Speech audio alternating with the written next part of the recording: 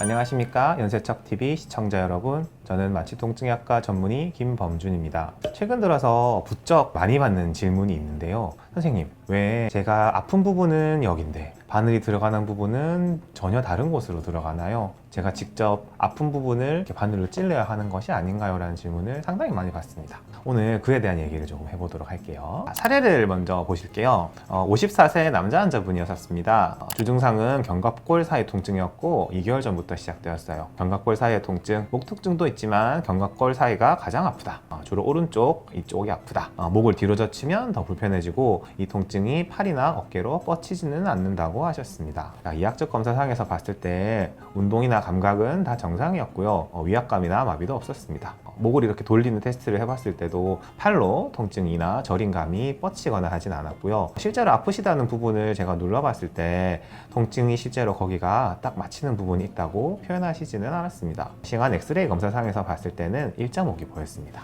사진을 보시면 원래 정상적으로는 이제 목이 앞쪽으로 살짝 굽어있는 이제 곡선을 보여줘야 되는데 환자분은 역시 일자로 이렇게 목이 떨어지는 거 볼 수 있죠. 일자목, 요거 되게 많습니다. 여러분들이 일자목이다, 거북목이다 이렇게 많이 말씀하시는 그거예요. 자, 환자분께서 실제로 가장 아파하시는 부분을 그림으로 표현을 해봤는데요. 요 날개뼈 사이에 요 빨갛게 되어 있는 이 부분을 가장 많이 아파하셨어요. 여기 아파하시는 분들 굉장히 많으시죠. 정말 많습니다. 여기가 아프다고 찾아오시는 분들이 사실 약간 과장 좀 보태서 30% 넘으실 것 같아요. 자, 그래서 지금 저기가 아프신 분을 어떻게 이제 치료할까라는 얘기를 해야 되는데, 먼저 연관통이란 이런 통증에 대해서 한번 얘기를 해야 될 것 같아요. 연관통이 뭐냐면 통증이 실제 원인이 되는 부위로부터 멀리 떨어져 있는 곳에서 느껴지는 현상을 말합니다. 이것은 실제 자극이 뇌로 전달되는 과정에서 신경 경로의 겹침으로 인해서 뇌에서 다른 부위로부터 통증이 온다고 인식을 하게 되는 거예요. 각각 통증 부위 자체에도 통증을 받아들이는 감각기관이 있고 멀리 떨어진 부분에도 감각기관이 있어요. 감각을 담당하는 신경 부분이 있는데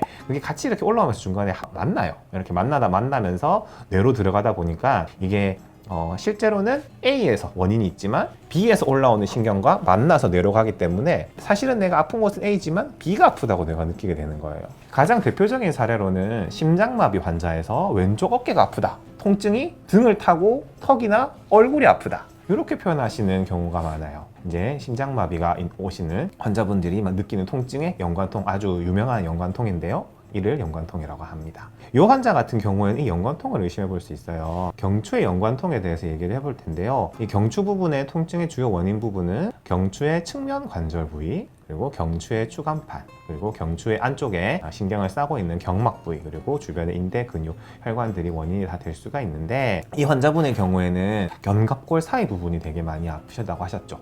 견갑골 사이 같은 경우에는 경추의 측면 관절 부위가 통증의 원인이 될 때 이렇게 아래쪽에 견갑골 사이 부분이 연관통으로 통증을 느끼는 경우가 굉장히 많습니다. 그리고 두 번째로 또 많이 이쪽 부분이 아프다고 하시는 게 경추의 추간판 쪽에 문제가 있을 때 여전히 마찬가지로 축성 통증이 이쪽으로 연관통이 있는 경우가 있어요. 근데 이 환자분 같은 경우에는 좀 더 흔하기 때문에 경추의 측면 관절 부분에서부터 오는 통증이라고 먼저 생각을 해볼 수가 있습니다. 그리고 이 환자분의 증상에 있어서 봤을 때 목을 뒤로 젖힐 때 좀 더 통증이 심해진다. 이는 관절 부분이 비벼지면서 나타나는 측면 관절 부위로부터 오는 통증이 있을 때 나타나는 어느 정도 꽤 특징적인 증상 중에 하나였습니다. 그래서 이분의 경우에는 경추의 측면 관절 부위의 통증으로부터 이제 유발되는 연관통이 견갑골 사이에서 발생했다 라고 생각할 수가 있었습니다. 이렇게 경추의 관절 쪽의 통증은 어떤 식으로 치료를 진행을 하게 되냐고 하면, 관절로 가는 작은 신경의 분지가 있습니다.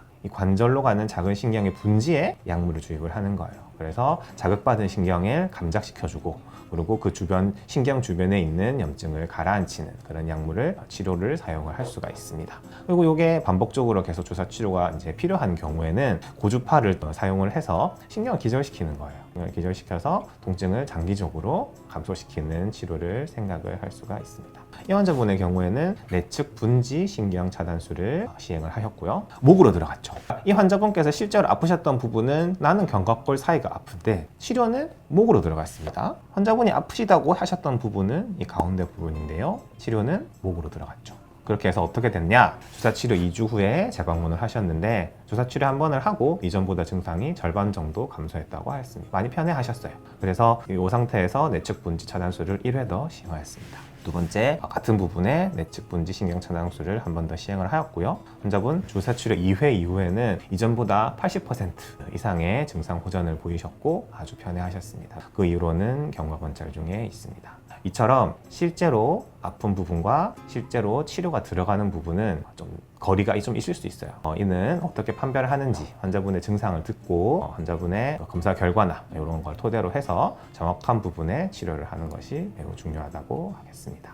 자, 오늘 준비한 사례는 여기까지입니다. 오늘 준비한 사례가 도움이 되었나요? 오늘 준비한 사례가 도움이 되었다면 이 영상을 주변에 공유해 주세요. 여러분께서 공유해 주시면 치료는 저희가 하겠습니다. 감사합니다.